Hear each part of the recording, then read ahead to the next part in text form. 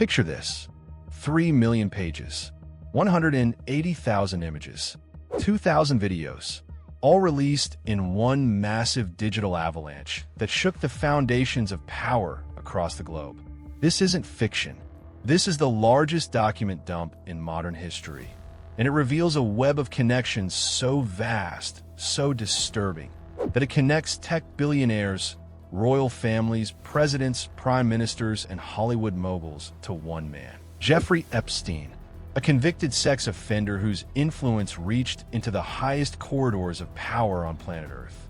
The United States Department of Justice was forced to release these files after Congress passed the Epstein Files Transparency Act, signed into law by President Donald Trump himself. But here's the kicker: the DOJ missed the deadline. They dragged their feet, and when they finally opened the vault, what spilled out was more explosive than anyone could have imagined. Today, we're diving deep into the darkness. We're exposing the connections, the cover-ups, and the questions that still remain unanswered. Buckle up, because this story is about to blow your mind. On a cold Friday morning, Deputy Attorney General Todd Blanche stood at a podium and announced that the Department of Justice had completed what he called a very comprehensive document identification and review process. Translation: they had finally released everything. Or had they? Because here's where it gets interesting. The DOJ identified over 6 million potentially responsive pages, but only released about 3.5 million. That's right. Nearly half the documents are still locked away, hidden from public view. Democrats in Congress are furious. Congressman Ro Khanna, who co-sponsored the Transparency Act, said this raises serious questions about what's being withheld and why. But let's focus on what we do have. This massive release includes FBI interview notes, known as 302s. These are the memos agents write down after interviewing witnesses. They contain explosive allegations, first-hand account from survivors, and connections that powerful people desperately wanted to keep buried. There are emails between Epstein and some of the most influential figures on Earth. Messages that show just how deep this rabbit hole goes. And perhaps most disturbing of all, there are photos, videos, and documents that paint a picture of a man who operated with impunity, protected by his wealth, his connections, and a system that repeatedly failed his victims. The files reveal something chilling. Epstein wasn't just a lone predator. He was a connector, a man who built bridges between the elite and the exploited. He introduced billionaires to each other, facilitated business deals, hosted parties where the powerful mingled, and somewhere in the shadows of all this networking, young girls were being trafficked and abused. The documents show that many of these powerful figures continued their relationships with Epstein even after his 2008 conviction for soliciting prostitution from an underage girl. Think about that. They knew, and they stayed. Let's start with royalty. Andrew Mountbatten Windsor, formerly known as Prince Andrew, the Duke of York. His name appears hundreds of times in these files. We're talking about a man who was once seventh in line to the British throne, now stripped of his royal titles by his own brother, King Charles III. The documents reveal emails between Epstein Папа, and давай someone signing танцевать! on Конечно, моя радость. as HRH Duke of York. In these messages, Epstein offers to introduce the Duke to a 26-year-old Russian woman. Let that sink in. This was in 2010, 2 full years after Epstein's conviction. But it gets darker.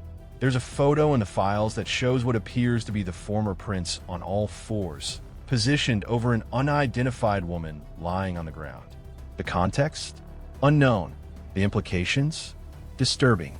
And remember, Andrew has been accused by Virginia Roberts Giuffre, one of Epstein's most vocal survivors, of being trafficked to him when she was just 17 years old.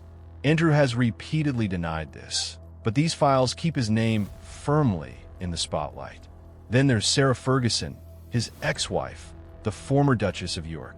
The files contain gushing emails where she calls Epstein "my dear, spectacular, and special friend Jeffrey," and a legend. In one particularly eyebrow-raising message from 2009, she signs off with "just marry me." This was sent while Epstein was under house arrest for his conviction involving a minor. In another email from 2011, Ferguson writes to Epstein about hearing from the Duke that Epstein had a baby boy. She seems hurt, saying, "It was so crystal clear to me that you were only friends with me to get to Andrew. And that really hurt me deeply. It's a window into the emotional manipulation and complex relationships Epstein cultivated with the elite." Now let's talk about Elon Musk, the richest man on Earth. The guy who owns X, formerly Twitter, and runs Tesla and SpaceX. Musk has publicly claimed he refused Epstein's invitations to visit his Caribbean islands. He even posted on X saying, "Epstein tried to get me to go to his island, and I refused." Capital letters. Bold statement. Except the documents tell a different story. Emails from November 2012 show Epstein asking Musk, "How many people will you be for the heli to island?" Musk responds that it would probably just be him and his then wife, Tallulah Riley. And then comes the question that's now infamous. Musk asks Epstein, "What day/night will be the wildest party on your island?" In December 2013, Musk emails again, saying he'll be in the British Virgin Islands over the holidays and asks, "Is there a good time to visit?" Epstein replies, "Always space for you." On Christmas Day, Epstein writes, "The 2 or 3 would be perfect. I will come and get you." Musk responds asking, "When should we head to your island on the 2nd?" Now, there's no evidence Musk actually made these trips, but the emails show he was planning them, coordinating them, and asking about wild parties. That's a far cry from the image of a man who categorically refused. It raises questions. What changed? Did he go and later distance himself? Or did something cause him to back out? Musk posted over the weekend saying he was aware that some email correspondence with Epstein could be misinterpreted and used by detractors to smear my name. He added that what he cares about is prosecuting those who committed crimes with Epstein, especially regarding heinous exploitation of underage girls. Noble sentiment, but the contradiction remains. Then there's Bill Gates, the Microsoft co-founder and global philanthropist. The files contain emails that appear to have been drafted by Epstein himself, though it's unclear if they were ever sent. One reads like a resignation letter from the Bill and Melinda Gates Foundation, complaining about having to procure medicine for Gates to deal with the consequences of sex with Russian girls. Another email addressed, "Dear Bill," makes more lurid claims about Gates trying to cover up a sexually transmitted infection, including from his then-wife Melinda. A spokesperson for Gates called these claims absolutely absurd and completely false, adding that they demonstrate Epstein's frustration that he did not have an ongoing relationship with Gates and the lengths he would go to entrap and defame. But the question lingers. Why was Epstein drafting such detailed, specific allegations in the first place? Donald Trump, the sitting president of the United States, is mentioned over 1,000 times in these files. Trump and Epstein were friends in the 1990s and early 2000s, frequenting the same New York social circles, attending parties together. Trump has said they had a falling out and that he kicked Epstein out of his Mar-a-Lago club for being a creep. But the files contain a list compiled by the FBI in August of last year, documenting allegations made against Trump by callers to the FBI's National Threat Operations Center tip line. The document includes a range of sexual assault allegations, many appearing unverified and based on secondhand information. Some were submitted right before the 2020 election. The Justice Department included a statement with the release saying some of the documents contain untrue and sensationalist claims against President Trump that were submitted to the FBI right before the 2020 election. To be clear, the claims are unfounded and false. Trump has never been accused by law enforcement of involvement in Epstein's crimes, and he's repeatedly denied any wrongdoing. But the sheer volume of references keeps his name in the narrative. Then there's Bill Clinton, the 42nd president. Clinton flew on Epstein's private jet multiple times in the early 2000s, traveled with him to Africa for charitable work, and was photographed with him at various events. Clinton's representatives have long maintained he broke off relations with Epstein after the first round of criminal charges in 2006, and that he had no knowledge of Epstein's crimes. The files include photos Epstein kept of Clinton in his New York home, along with messages from members of the public demanding to know why Clinton wasn't being investigated.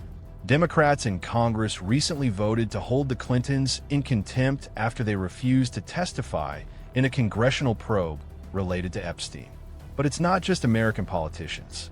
Ehud Barak, the former Prime Minister of Israel, and his wife stayed at Epstein's New York residence multiple times, including well after his 2008 conviction. Emails show them making arrangements to stay at Epstein's apartment in 2017. Barak has acknowledged visiting Epstein, but maintains he never witnessed any inappropriate behavior. And then there's Miroslav Lajčák, a national security advisor to the Slovakian Prime Minister. He resigned just days after his communications with Epstein appeared in the files. Opposition parties called for his ouster, and despite not being accused of any crime, the political pressure was too much. Here's what we can't forget in all of this. Behind every email, every photo, every connection, there are real victims. Young girls whose lives were shattered. The FBI memos include heartbreaking accounts from survivors who told investigators how Epstein exploited them, manipulated them, and abused them. One girl told the FBI that she confided in Epstein about being previously molested. His response? He was sorry about that, and then he proceeded to abuse her himself. She described giving uncomfortable massages where they were, both naked, feeling degraded and taken advantage of, but also trapped by the money he paid her. Gloria Allred, a prominent women's rights lawyer who has represented many of Epstein's survivors, spoke out after the release. She said that numerous victims' names have been disclosed in the files, including some who had never been publicly identified. In some cases, they have a line through the names, but you can still read them, she said. In other cases, they've shown photos of victims who have never done a public interview, never given their name publicly. This is a massive breach of privacy and a re-traumatization of people who have already suffered unimaginable harm. The Justice Department said it was working around the clock to address these issues, but for many survivors, the damage is already done. So where do we go from here? The Justice Department says this is the end. Deputy Attorney General Blanche said the review is over, apart from a small number of documents that may be released if a judge approves. But Democrats and watchdog groups aren't buying it.